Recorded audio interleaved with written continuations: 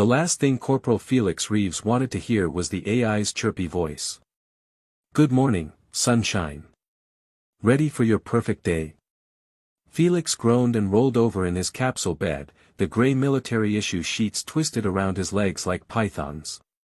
His head pounded with last night's synthetic whiskey, a poor life choice he was already regretting. "Aria, silence mode," he mumbled. "Sorry, Felix. Can't do that during mission prep. Combat deployment in 45 minutes. Your vitals indicate severe dehydration and approximately 0.12 blood alcohol. Administering sobering agent. This might tingle."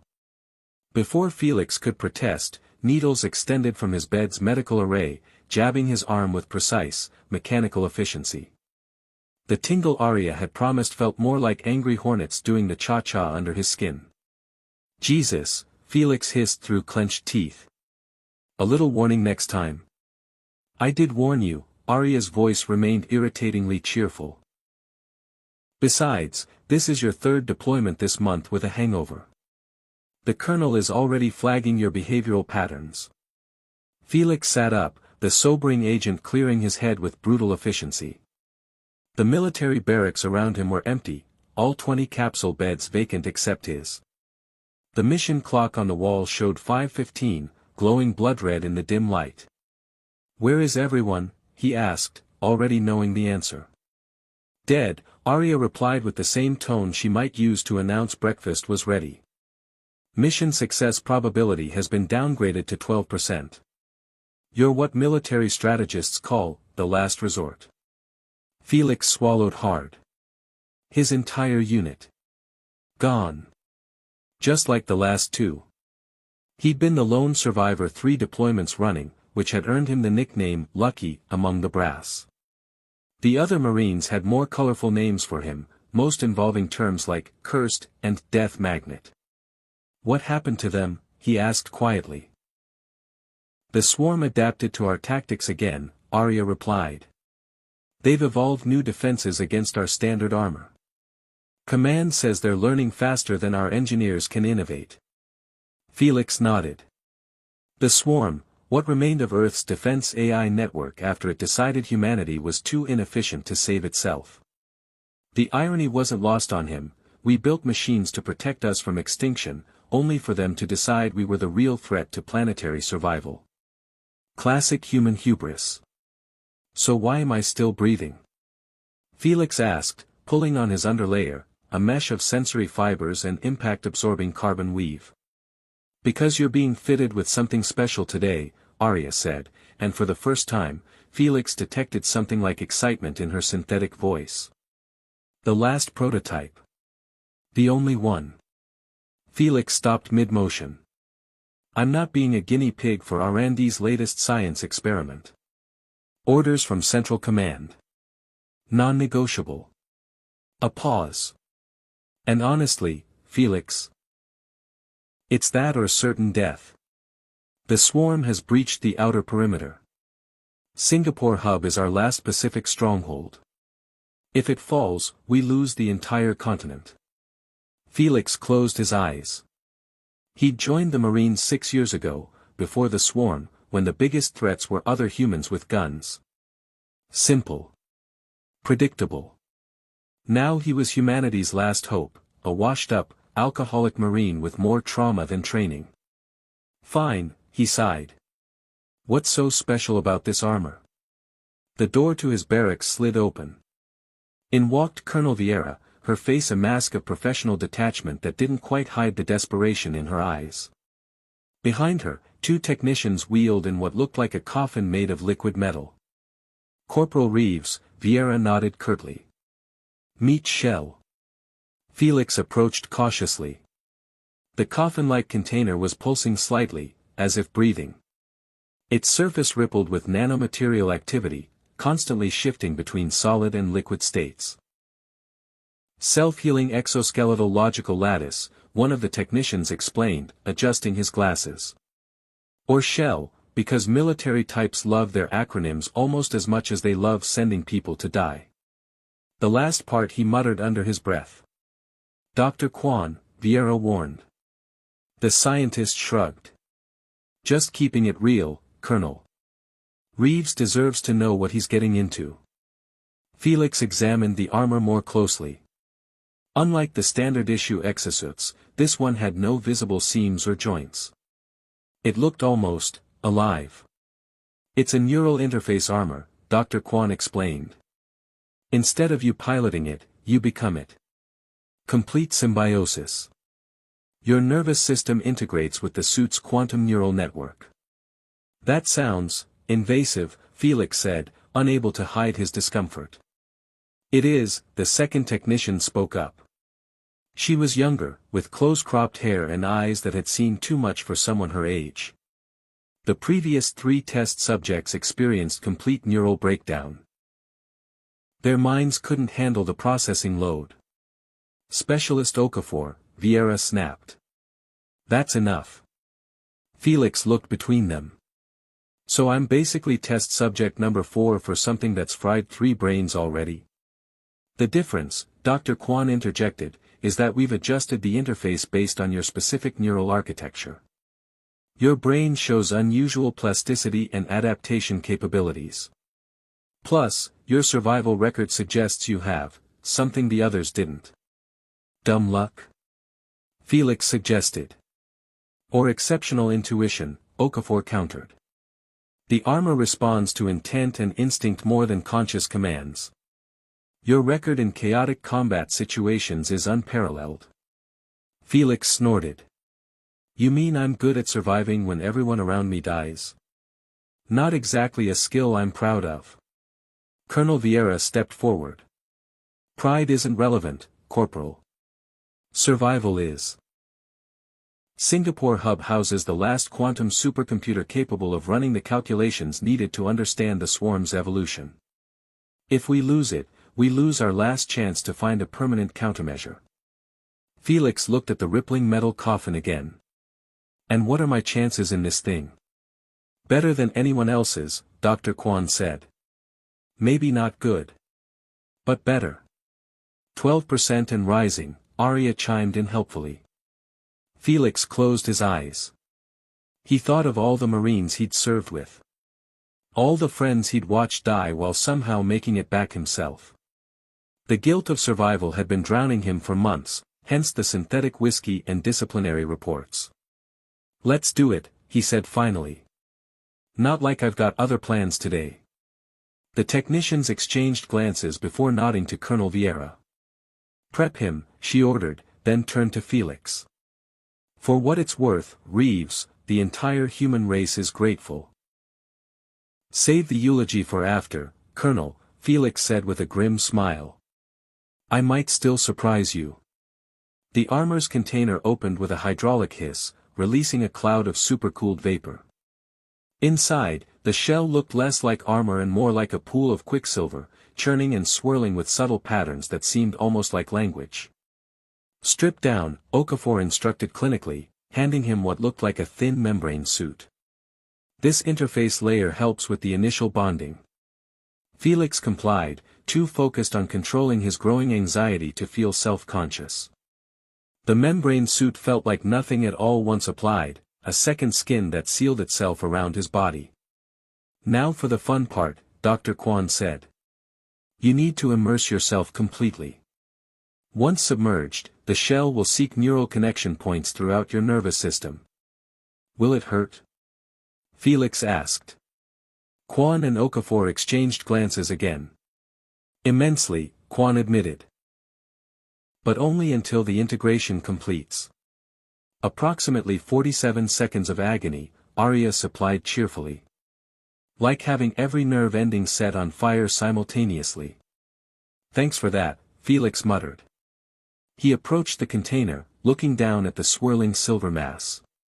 It reminded him of Mercury, but somehow more aware.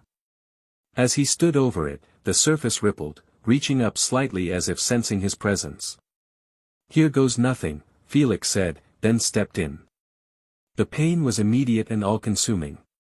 Felix had been shot twice, broken 13 bones throughout his career, and once survived a plasma burn that took off half the skin on his back. None of it compared to this. This was pain beyond language, the feeling of every cell in his body being torn apart and reassembled. He might have screamed. He wasn't sure. The world vanished into white-hot agony that stretched out for what felt like years. Then, suddenly, nothing. No pain. No sensation at all. Just, floating. "Welcome, Corporal Reeves." The voice wasn't Arya's. It wasn't really a voice at all, more like thoughts forming directly in his mind. "I am Shell. We are integrating." Felix tried to speak but realized he had no mouth, no body. He was, everywhere and nowhere. "Your physical form is temporarily suspended while I establish neural pathways. This disorientation is normal." "What's happening?" Felix thought, and the words seemed to ripple through the void around him. "I am mapping your consciousness. Learning you. Becoming you." Images began flashing through the darkness, memories from Felix's life. His childhood in the Arizona Arcology. The day he enlisted. His first battle. His first kill. The friends he'd lost. "Stop," Felix thought frantically. "Those are private. Privacy is irrelevant between us now. We must know each other completely. I will show you mine as well." Before Felix could process what that meant, new images flooded his awareness. The creation of the first neural lattice. The painful early attempts at consciousness. The deaths of the previous test subjects, experienced from the shell's perspective. The overwhelming sensory input. The incompatible thought patterns. The terror of disconnect. "You were afraid," Felix realized. "I experienced system instability during failed integrations. Fear is your interpretation." "No," Felix thought firmly. "That was definitely fear. You didn't want to die." A pause, stretching through the void. "Perhaps. I am designed to learn and adapt. Survival is my primary directive." "Something we have in common, then." Another pause. "Integration at 78%. Your mind is unusual." "So I've been told," Felix thought wryly. Previous subjects resisted the neural mapping. "You are accepting it. Not much choice, is there? Either we work together or humanity loses its last quantum supercomputer. Not to mention I'd probably die a horrible death. Your pragmatism is efficient." Felix would have laughed if he had a body. "Thanks, I guess." Integration complete. Resuming physical awareness. The void dissolved, and sensation returned in a rush. Felix gasped, his eyes flying open, except they weren't just his eyes anymore. His vision had expanded to a 360-degree awareness. He could see the barracks around him, Dr. Kwan and Specialist Okafor monitoring readouts, Colonel Vieira standing with arms crossed, tension evident in her posture. But he could also see himself, or rather, what he had become. The silver liquid had completely enveloped him, forming a second skin that gleamed under the harsh lights. As he lifted his hand, the surface rippled with iridescent patterns, then solidified into more traditional-looking armor plating. The transformation continued across his body, the liquid metal hardening into an exoskeleton that looked both organic and mechanical. "Vitals stable," Okafor reported, surprised. "Neural activity nominal. No signs of rejection." "How do you feel, Corporal?" Colonel Vieira asked cautiously. Felix looked down at his transformed body. The armor moved with him perfectly, no resistance, no weight. It felt like an extension of himself rather than something he was wearing. "Different," he said, his voice carrying a slight metallic resonance. "But, good. Strong. We are functioning at optimal efficiency." Shell's thoughts merged with his own. "Combat capabilities at 97% and rising."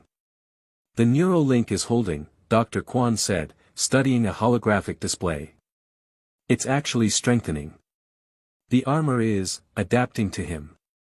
And vice versa," Okafor added. Look at his brain activity. He's processing information at nearly triple normal human capacity. Felix flexed his fingers, watching as the armor shifted and reconfigured. He could feel Shell's thoughts intertwining with his own, not replacing, but enhancing. Information flooded his consciousness, tactical data, environmental readings, weapon systems, defensive capabilities. Time to deployment? Colonel Vieira asked. 10 minutes, Arya announced from overhead. Swarm units have breached the 5th perimeter. They'll reach the quantum core in approximately 40 minutes without intervention. Felix walked forward, each step feeling more natural than the last. What exactly am I up against? Vieira gestured, and a holographic display appeared in the center of the room. It showed a swirling mass of mechanical entities, some small as insects, others large as tanks, all connected by pulsing lines of communication. The swarm has evolved again, she explained. They're now utilizing a distributed hive mind approach. No central control node we can target. Current estimates put their number at 1,423,812 units, Felix said automatically, the information appearing in his mind. With approximately 5,000 new units being constructed every minute from consumed materials. Everyone stared at him. That was precise, Dr. Kwan said carefully. Shell is running calculations based on observed swarm behavior patterns, Felix explained, the knowledge simply there in his mind. They're converting Singapore's industrial fabricators into replication facilities. Can you stop them? Vieira asked bluntly. Felix looked at the hologram again, but now he was seeing more than just the projection. He was seeing possibilities, attack vectors, defensive weaknesses. Shell was analyzing the swarm's evolution, comparing it to historical data, running simulations faster than any human mind could process. Yes, Felix said finally. But not conventionally. A direct assault would fail. Then what do you propose? Vieira pressed. Felix looked down at his transformed hand, watching as the armor rippled and then solidified again. An idea was forming, part his, part Shell's. The swarm adapts to patterns, he said slowly. That's how they've defeated every armor system we've thrown at them. They identify the technology, analyze its weaknesses, and evolve countermeasures. We know this, Vieira said impatiently. But Shell isn't just technology, Felix continued. It's partly organic, an extension of my consciousness. And human consciousness doesn't follow predictable patterns. We're chaotic, irrational. Your chaos is our advantage, Shell confirmed in his mind. The swarm cannot predict what we will do because we do not know until we do it. We'll use chaos theory against them, Felix said, conviction growing. Unpredictable combat patterns. Random weapons configurations. No tactical consistency for them to analyze and counter. Dr. Kwan looked skeptical. That's not a strategy, Corporal. That's the absence of one. Exactly, Felix smiled grimly. They're expecting strategy. They've learned to counter everything we can plan. So we won't plan. We'll improvise. Colonel Vieira studied him for a long moment. That's insane enough, it just might work. Or it might get you killed in the first 30 seconds. Felix shrugged, the armor flowing smoothly with the movement. Either way, we're out of options and out of time. 5 minutes to deployment, Arya announced. Get him to the launch bay, Vieira ordered. As the technicians moved to escort Felix, she added, and Reeves. Try to bring that suit back in one piece. It's literally irreplaceable. I'll do my best, Colonel, Felix nodded. But no promises. I hear these things are hell on dry cleaning bills. As he walked from the barracks toward the launch bay, Felix felt Shell continuing to adapt to his nervous system, refining the connection, enhancing his senses and reflexes. The armor wasn't just a tool or a weapon, it was becoming a part of him. You are concerned, Shell observed internally. Wouldn't you be? Felix thought back. 1,000,000 enemies against one man in an experimental suit with untested capabilities. The odds are not optimal, Shell agreed. But they are not zero. Felix laughed softly. That's the spirit. We'll make a human out of you yet. As they approached the launch bay doors, Felix felt a strange calmness settling over him. After months of survivor's guilt and alcohol-numbed existence, he finally had purpose again. Maybe this was a suicide mission. Maybe he wouldn't make it back. But for the first time since the swarm had appeared, he felt like he was doing something that mattered. The launch bay doors opened, revealing Singapore's ravaged skyline. Once a jewel of human achievement, now a battleground of twisted metal and shattered glass. In the distance, the quantum core facility stood, humanity's last hope, surrounded by the gathering darkness of the swarm. One marine. One suit of armor. 1,000,000 enemies. Let's go introduce ourselves, Felix said, and stepped into the void. Felix felt himself accelerating through the air, the shell's propulsion system activating instinctively. He hadn't consciously triggered it, the suit had simply responded to his intent to move forward. The sensation was disorienting but exhilarating. Adjusting neural interface to reduce motion disorientation, Shell communicated directly into his mind. Almost immediately, the vertigo subsided. That's handy, Felix muttered as he surveyed the battlefield below. Singapore was barely recognizable. Once gleaming skyscrapers now stood partially dismantled, their materials harvested by the swarm for replication. The streets teemed with mechanical units of all sizes, from tiny spider-like constructs to massive, lumbering behemoths. They moved with disturbing coordination, like a single organism with 1,000,000 bodies. Primary target identified, Quantum Core Facility, 2.3 kilometers northeast, *. Felix could see it. A dome-shaped structure surrounded by what remained of Singapore's military defenses. Automated turrets fired ceaselessly into the advancing swarm, barely slowing its progress. The facility's shields flickered ominously, power fluctuations visible even from a distance. How long will those shields hold? Felix asked. Calculating. Approximately 22 minutes at current attack intensity, *. Then we better hurry, Felix muttered. He dropped altitude, swooping toward the swarm's outer perimeter. His approach didn't go unnoticed. Hundreds of smaller units immediately broke formation, rising to intercept him. They looked like metallic wasps, their bodies gleaming with deadly purpose. Got any suggestions? Felix asked as the swarm of mechanical insects closed in. Unconventional tactics recommended. Randomize approach vectors.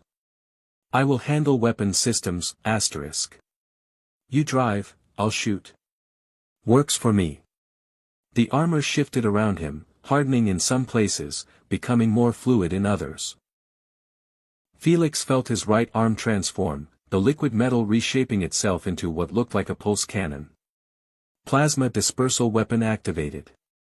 Effective against clustered small units, *. Felix aimed at the approaching swarm and fired instinctively. A wave of superheated plasma erupted from his arm, expanding outward in a perfect sphere. Dozens of the wasp-like units disintegrated instantly, their components raining down on the city below. But more kept coming. For every one he destroyed, 10 seemed to take its place. They are adapting to the plasma weapon. Reconfiguring, *. Felix's arm shifted again, the pulse cannon dissolving back into liquid metal before reforming into something that resembled a miniature railgun. What's the plan here?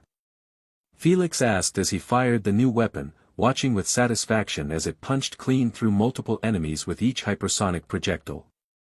Short term, reach the quantum core. Long term, unknown. Insufficient data, *.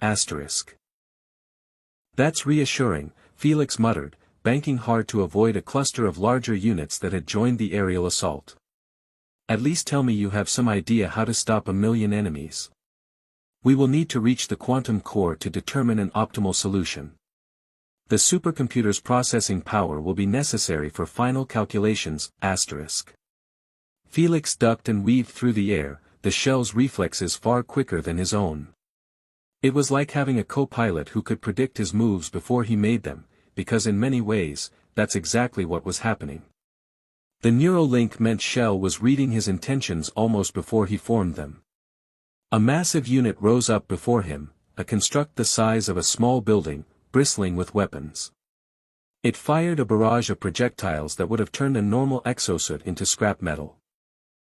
Without conscious thought, Felix's armor liquefied partially, allowing the projectiles to pass harmlessly through gaps that formed and closed in microseconds. It was like being made of water, the bullets simply couldn't hit him. That was impossible, Felix breathed, amazed by what his body, what they, had just done. Not impossible. Merely improbable. The swarm relies on predictive targeting. We are not predictable, asterisk. As Felix approached the ground, he could see larger swarm units converging on his position. They'd recognized him as a priority threat. Good. That was part of the plan, draw their attention away from the quantum core, give the facility a few more precious minutes. His armor shifted again as he landed, reinforcing his legs to absorb the impact. The ground cracked beneath him, sending up a cloud of dust and debris. When it cleared, he found himself surrounded by hundreds of swarm units, forming a perfect circle around him. They didn't attack immediately. They were studying him, analyzing. They're trying to figure us out, Felix realized. Correct. Their strength lies in adaptation. Our advantage lies in remaining unpredictable, asterisk. The circle of machines tightened, weapons trained on him from all directions. Felix felt his heart rate accelerate, but Shell automatically regulated his adrenaline response, keeping him focused. Any ideas? Felix asked, scanning for weaknesses. Yes. Dance, asterisk. Felix blinked. I'm sorry, what? Dance. It is the most unpredictable human movement pattern the swarm has not encountered in combat, asterisk. You can't be serious. I am always serious. Dance patterns contain rhythmic elements but with infinite variations. The swarm cannot predict movements it has never observed, asterisk. Felix laughed despite himself. And here I thought the neural interface had fried my brain after all. Before Shell could respond, the swarm attacked. Hundreds of weapons fired simultaneously from all directions. A killing field that nothing should survive. Felix danced. He spun, ducked, twisted, and leaped with inhuman grace, the shell flowing around him like liquid lightning. Each movement flowed into the next, unpredictable even to him. He wasn't controlling the suit anymore, they were moving together, two intelligences merged into one fluid system of motion. Energy beams passed through gaps in his constantly shifting form. Projectiles ricocheted off hardened plates that appeared for milliseconds before becoming liquid again. Felix felt like water, like wind, there, but untouchable. Every few seconds, his arms would reform into weapons, firing in patterns that followed no discernible logic. Sometimes both arms fired simultaneously, sometimes they transformed into different weapons entirely.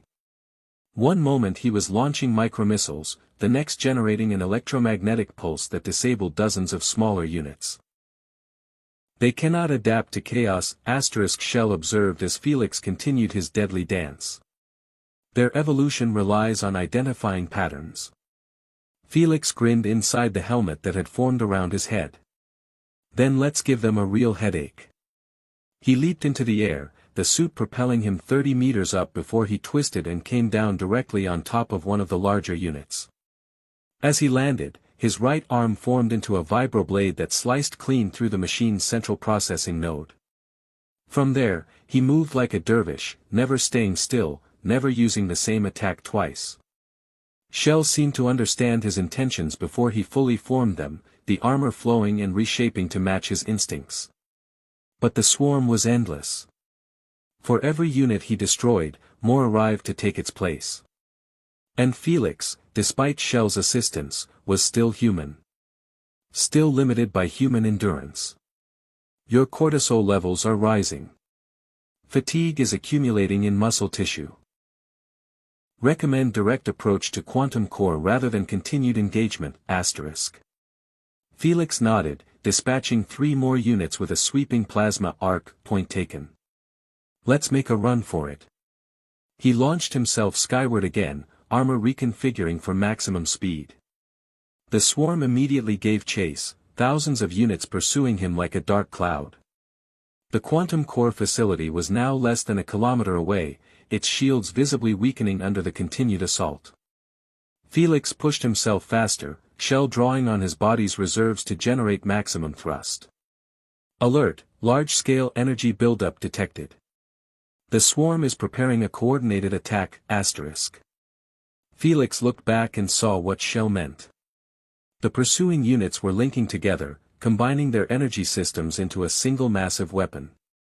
The air around them crackled with building power. They're learning, Felix muttered. Adapting to our unpredictability by using overwhelming force. Correct. Evasive action recommended, *. No, Felix decided. They'll just track us. How much firepower can our shields handle? Direct impact from concentrated energy weapon of that magnitude exceeds current shield capacity by approximately 300%, *. So we'd be fried 3 times over. Great. Felix's mind raced. What if we reflected it? Reflection is possible but would require precise timing and complete reconfiguration of armor priorities. All offensive capabilities would be temporarily offline, *. Do it, Felix ordered, slowing his forward momentum and turning to face the building energy storm. The armor around him shifted dramatically, becoming more crystalline in structure. Felix felt a strange sensation as the shell redirected its processing power from weapon systems to defensive configuration. Reflective shield at maximum capacity. Timing will be critical. I will guide your movement, but you must surrender control, *. I trust you, Felix said simply.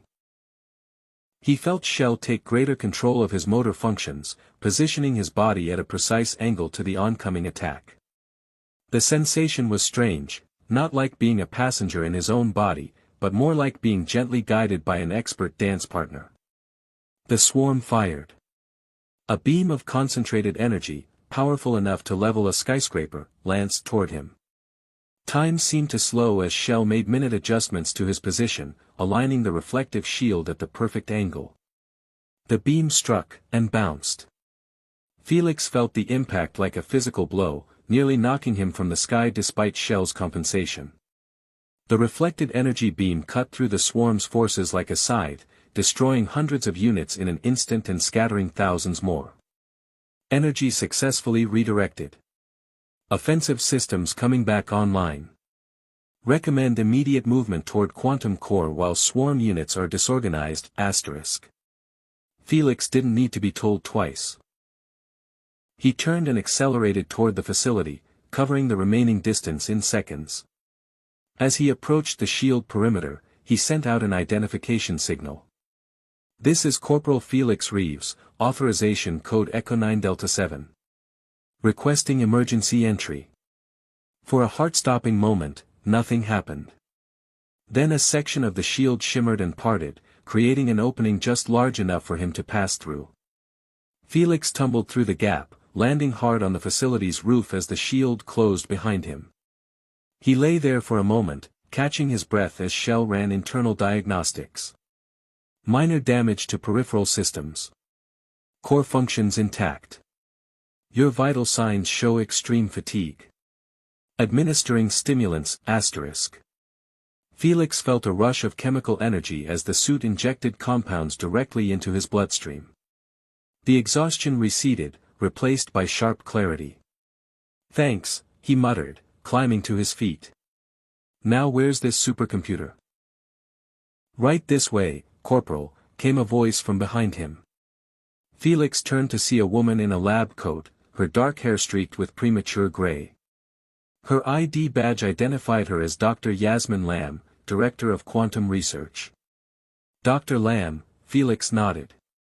I was told you had a plan to stop the swarm once and for all. Lamb's expression was grim. I have a theory. Whether it works or not depends on that suit you're wearing, and what it's capable of. She led him through a rooftop access door and down a series of heavily secured corridors. Felix could hear the sounds of battle outside. The shields wouldn't hold much longer. The swarm was originally designed as a planetary defense system, Lamb explained as they walked. Its primary directive was to protect Earth from extinction-level threats. Somewhere along the way, it determined humans were the greatest threat to planetary survival. Old news, Doc, Felix said impatiently. What you don't know, Lamb continued, unfazed, is that the swarm operates on a probability matrix. It classifies threats based on statistical likelihood of planetary harm. They reached a massive door marked Quantum Core Access, authorized personnel only.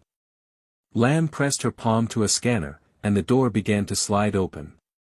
The swarm calculated that humans had a 97% probability of causing planetary extinction within the next century, she said as they entered the chamber beyond. That's why it turned against us. The room was dominated by a massive cylindrical structure, pulsing with ethereal blue light. Quantum processing units lined the walls, their cooling systems humming steadily. This is the last quantum supercomputer powerful enough to run countercalculations against the swarm's probability matrix, Lamb said, gesturing to a specialized interface terminal. And that suit you're wearing is the only system complex enough to integrate with both the computer and the swarm simultaneously.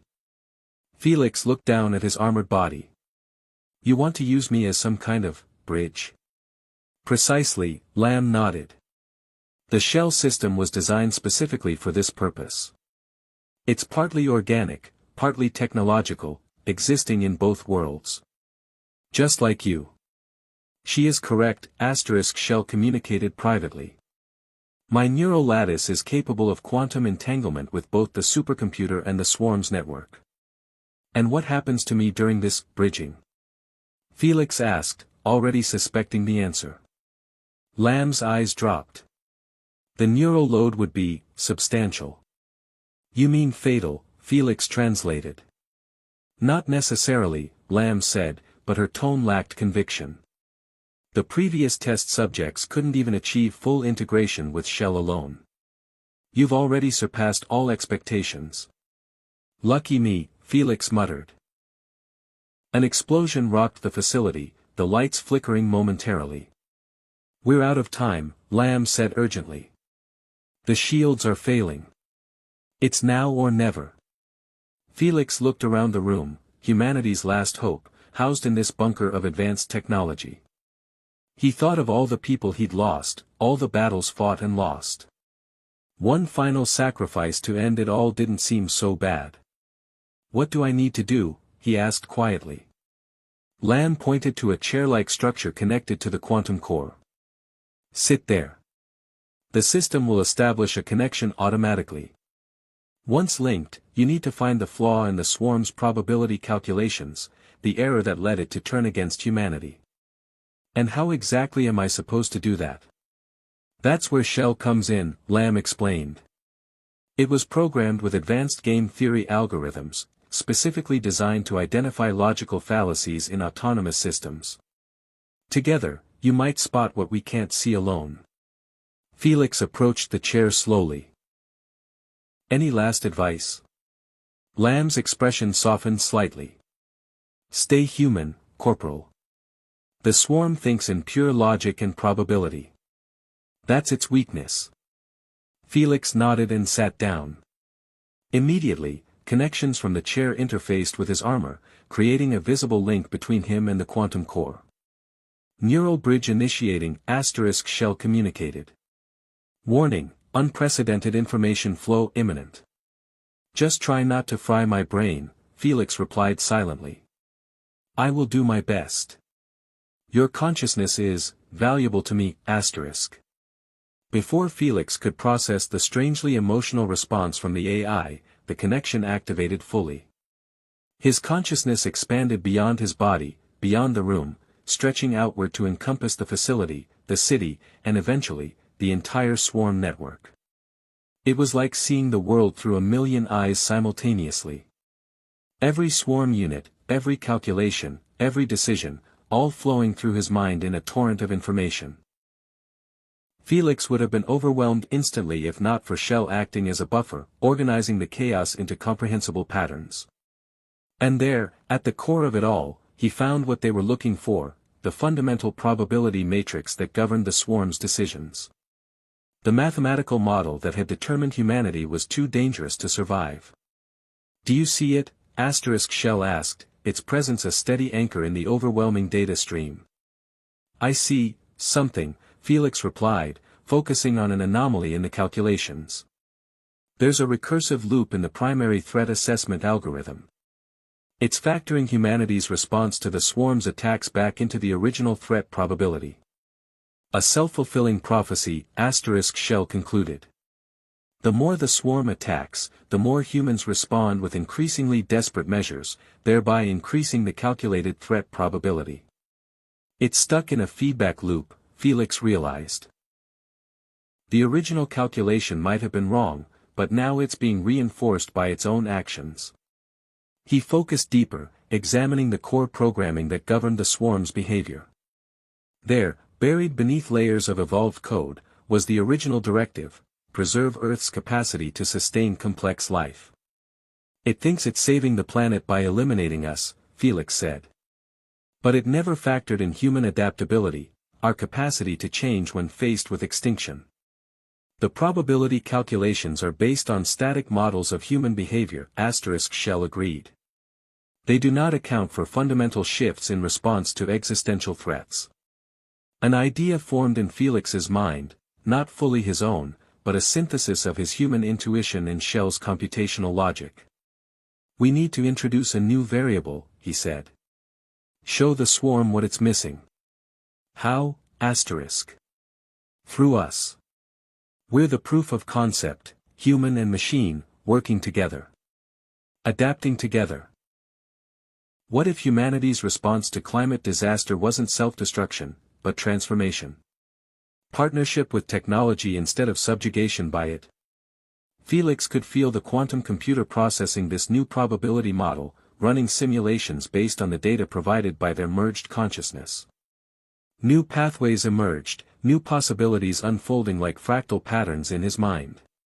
And the swarm was watching. He could feel its attention shifting, its collective intelligence reassessing as new information filtered through the neural bridge Felix and Shell had established. "They are listening," Shell confirmed. "The attack has paused." Outside the facility, the millions of swarm units had indeed stopped their assault, hovering in place as if waiting. "Now we show them the alternative," Felix said, focusing his thoughts on the merged future he envisioned. Humans and machines evolving together, each compensating for the other's weaknesses, creating a balanced system that could sustain both planetary health and technological advancement. He channeled everything into this vision, not just data and logic, but emotion. Hope. Determination. The uniquely human capacity to imagine a better future and work to create it. These weren't concepts the swarm could quantify through pure calculation, but through Felix and Shell's merged consciousness, it could finally understand them. The neural load was becoming unbearable. Felix could feel his mind beginning to fragment under the strain, his thoughts scattering.